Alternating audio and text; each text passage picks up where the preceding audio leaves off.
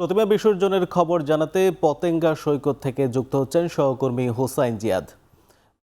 জিয়াদ, এখন পর্যন্ত কতগুলো প্রতিমা বিসর্জন দেওয়া হয়েছে, নিরাপত্তা ব্যবস্থাই বা কেমন দেখছেন জানাবেন?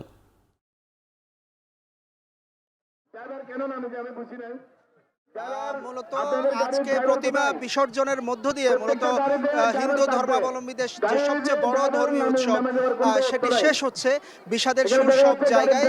তবে দুপুর 2টার পর থেকে মূলত চট্টগ্রামের যে পতেঙ্গা সমুদ্র সৈকত সেখানে প্রতিমা নিরঞ্জন শুরু হয়।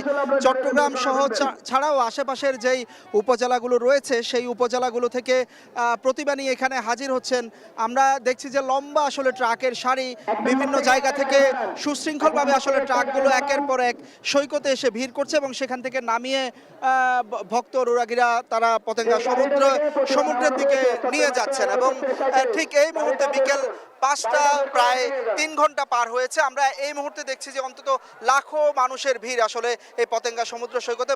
হিন্দু ধর্মাবলম্বী ছাড়াও বিভিন্ন ধর্মের মানুষ এখানে হাজির হয়েছেন। এটি যেহেতু সার্বজনীন একটি উৎসব, প্রতিমা বিসর্জনের সেই উৎসবটি দেখার জন্য বিশেষ করে পরিবার পরিজন নিয়ে অনেকে একই সাথে, যেহেতু এটি পতেঙ্গা সমুদ্র সৈকত, সেই সৈকতটি একই সাথে উপভোগ করা যায়, সাথে প্রতিমা বিসর্জনের সেই উৎসবেও তারা সামিল হয়েছেন।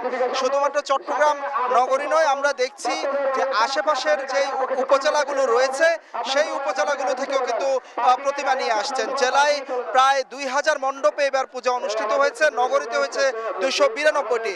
একের পর এক প্রতিমাগুলো নিয়ে সাগর যদিও একটু উত্তাল এবং নিম্নচাপ আছে সাগরে, সেই উত্তাল সাগরেই কিন্তু প্রতিমাকে নিরঞ্জন করা হচ্ছে।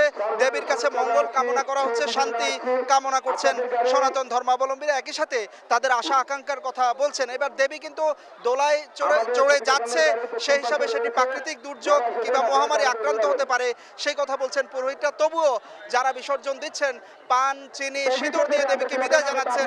দেবী ফিরে যাচ্ছে কৈলাসে। তারা আশা করছেন দেবী যে অসুর বধ করেছে, পৃথিবীতে শান্তি বা আলোর যে পথ দেখিয়েছে, পৃথিবী সেই শান্তির দিকে এগিয়ে যাবে, সেই প্রত্যাশা সবার।